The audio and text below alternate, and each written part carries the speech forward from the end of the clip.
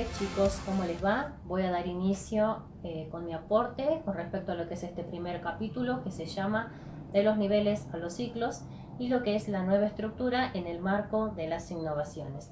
Me voy a enfocar en el primer apartado que se llama la formación de competencias y estructura de niveles y ciclos. Podemos ver que el sistema educativo ha atravesado diferentes transformaciones, ¿sí? Diferentes reformas. Y voy a tomar los aportes del material en cuanto a lo que son los niveles originales, el nivel primario y el nivel secundario. Este nivel primario estaba dirigido a lo que es la clase social baja, ¿sí? Y el nivel secundario la clase social alta, hablando de lo que es la educación tradicional. Ambos niveles surgen sin ningún tipo de articulación, pero podemos ver cómo frente a lo que son distintas demandas sociales y también la democratización política es cómo estos dos niveles aparecen uno arriba de otro. Si nos venimos a lo que es la conformación de nuestro actual sistema educativo, ambos niveles están involucrados, junto a lo que es el nivel inicial y lo que es los ciclos y la expansión de la obligatoriedad, ¿sí? Estas son las últimas transformaciones de las últimas décadas. Aquí quiero tomar los aportes del autor Tedesco, con el cual comparto. Nos dice que lo que va a variar de una sociedad a otra sociedad y de una época histórica a otra época histórica es la calidad y la cantidad de conocimiento que la sociedad necesita para su crecimiento y desarrollo. Mi opinión va a estar más dirigida hacia lo que es la formación de competencias, ¿sí? Creo que estamos frente a lo que es un nuevo orden mundial competitivo, lo que es el conocimiento, en el cual tanto lo que es el sistema educativo como la formación continua son nuestra principal fuente de apoyo.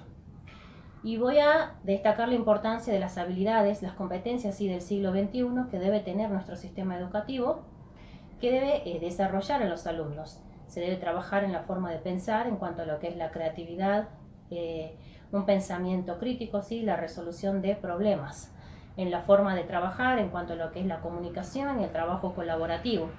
Y también un punto importante lo que es la capacidad, la capacitación en lo que son las TICs, ¿sí? Este debe ser el nuevo perfil profesional que esté totalmente vinculado a lo que son las TICs. Los distintos niveles, tanto el nivel inicial, primario, secundario, y los ciclos deben estar constantemente transformándose. La estructura de nuestro sistema educativo debe presentar una flexibilización curricular para lo que es una constante actualización y a la misma vez incorporar cambios, pero cambios que vayan ocurriendo al mismo tiempo que se producen en la sociedad, que vayan al mismo ritmo. Como a la misma vez este currículum debe fomentar lo que es en el alumno la responsabilidad, como también lo que es una participación en su propio proceso de aprendizaje. Entonces, estas son las habilidades que quería destacar frente a lo que son las actuales demandas sociales, frente a todas las innovaciones, transformaciones y lo que es la nueva transferencia del conocimiento. Bueno, profe, ¿cómo le va? Bueno, siguiendo con el tema sobre la existencia de los niveles educativos, como mencionó mi compañera Natalia, los niveles originales eran la primaria y la secundaria.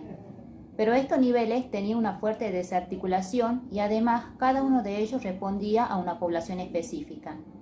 Debido a esto, entró en críticas y a mediados del siglo XX se incorporó nuevos sectores al sistema educativo, también debido a la gran demanda de educación que se originó después de la Segunda Guerra Mundial. Se incorporó el nivel intermedio y el nivel preescolar.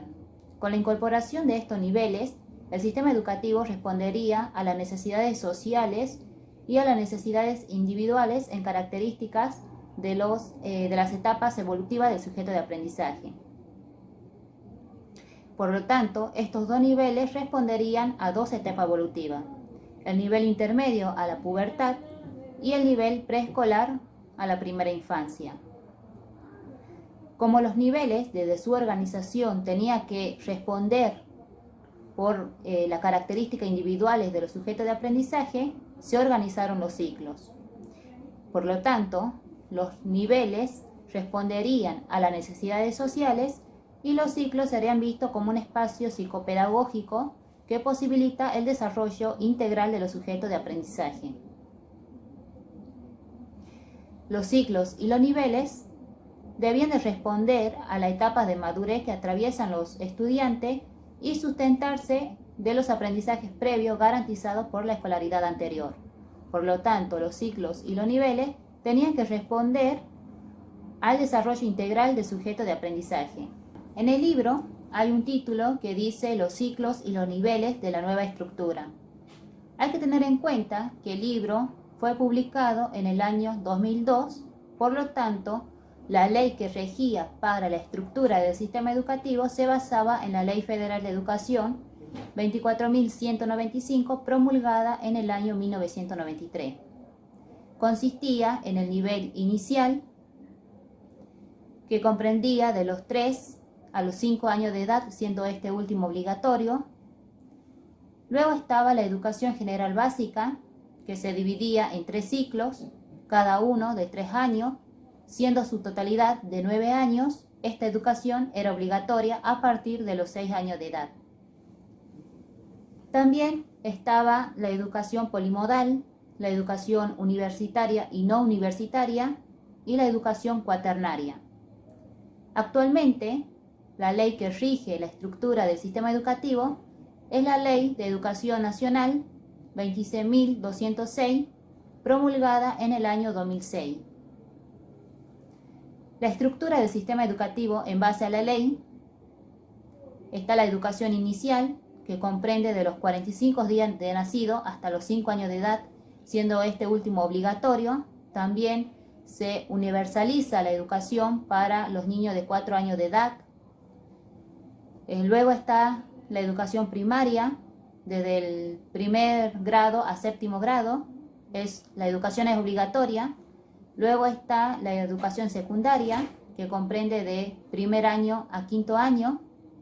Los 2 primeros años es un ciclo básico y los últimos 3 años es un ciclo orientado. Luego tenemos la educación superior. Como se puede ver, la estructura del sistema educativo ha ido cambiando con el paso del tiempo. Hola, profe. Yo voy a comentar sobre las características y finalidades de la educación polimodal. La nueva estructura del sistema educativo plantea 3 años para el tercer ciclo del nivel EGB y 3 años para el nivel polimodal. La educación secundaria de 5 años no presentaba características de un sistema educativo, sino más bien de una etapa mediadora entre la educación primaria y la universidad. Esta situación de estar en el medio llevó a algunos a denominarla crisis de la identidad. La educación secundaria tenía que atender a ciertas demandas: por un lado, orientar las selecciones vocacionales y por otro, integrar finalidades, habilitar para seguir estudiando, habilitar para la participación ciudadana y habilitar para la vida productiva. Las respuestas a estas demandas iniciarían en el tercer ciclo del EGB, también denominado nivel primario de la educación secundaria. El nivel polimodal, también llamado nivel superior de la educación secundaria, va a cubrir las modalidades tradicionales del bachillerato, del comercial, técnico agropecuario, artístico, y va a continuar con las áreas definidas en el tercer ciclo del EGB con una mayor complejidad. También va a ofrecer modalidades como humanísticas, sociales, científicas y tecnológicas establecidas en la Ley Federal 24.195. Tiene 2 funciones: la función propia de fortalecer la formación del ciudadano y una función propedéutica. Es una enseñanza preparatoria en una ciencia o disciplina demandada por la sociedad. El tercer ciclo del EGB, un espacio problemático. Por un lado, no es ni primaria ni secundaria, y por otro, no se homologa a los niveles mencionados. Es un espacio de preparación de toda la población para una inserción de manera diferenciada, ya sea en la vida productiva o en el nivel polimodal. Se va a diferenciar de la vieja escuela media, ya que es para todos, pero tampoco es primaria, porque los púberes no se adaptan a las modalidades infantiles.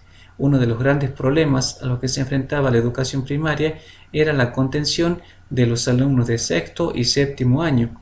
Al ser obligatoria, se tiene que elaborar modelos de inclusión.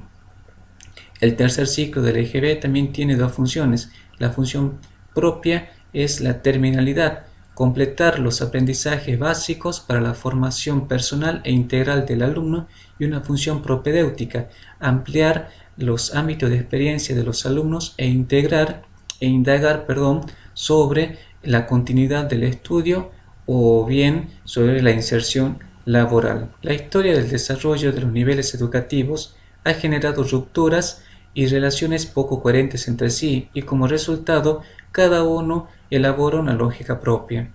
En el jardín de infantes, el aprendizaje se logra a partir de lo lúdico. En la educación primaria, el aprendizaje está centrado en el disciplinamiento y en el deber hacer. Hay poco espacio para el juego y el placer, y se pone énfasis en el esfuerzo y las normas. Hay un cambio abrupto de un nivel al otro, sin mecanismo de acompañamiento y como resultado el fracaso, particularmente en aquellos alumnos que no cuentan con el apoyo del entorno familiar. En el nivel secundario, el modelo de la enseñanza es a través de la lógica de las disciplinas. Las modalidades mantienen una impronta propedéutica de aprendizajes que deben ser incorporados en paralelo a partir de espacios segmentados dedicados a cada disciplina. Se exige nuevamente al alumno sin el acompañamiento debido y como resultado el fracaso escolar. Para lograr una mayor coherencia en todo el sistema educativo es necesario que las lógicas se articulen y se integren entre sí, respetando el potencial pedagógico y haciendo énfasis en los aspectos particulares de cada una. Hola, profe, chicos. Yo voy a continuar hablando del continuo de la evolución del sujeto.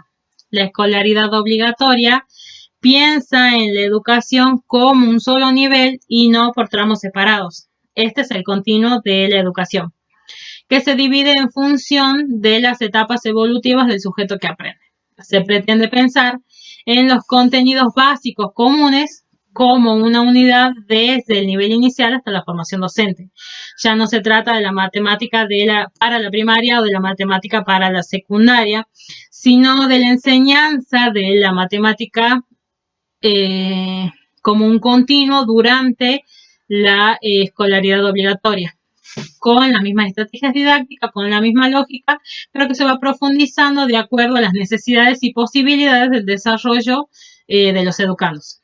Para llevar a cabo esta articulación es necesario una formación por competencias, teniendo en cuenta tres factores. El alumno, es necesario articular a lo largo de todo el sistema educativo las diferentes dimensiones del desarrollo de su personalidad.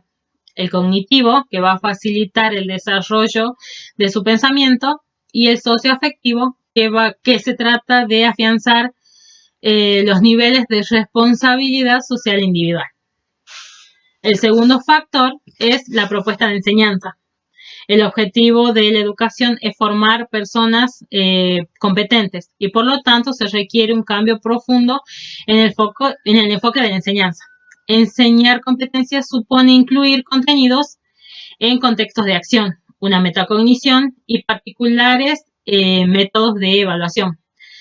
Se pretende facilitarle al alumno el acceso a instancias cada vez más complejas de su propio desarrollo. Y por último, la organización de la escuela. Se requiere de instituciones flexibles, capaces de adaptarse a su contexto y capaces de desarrollar mecanismos que logren aprendizajes institucionales. Bueno, en el libro se habla de nivel inicial, EGB1, EGB2, EGB3 y polimodal. El nivel inicial es lo que en la actualidad la educación obligatoria es salita de 4 y salita de 5. EGB1, primero, segundo y tercer grado. EGB2, cuarto, quinto y sexto grado.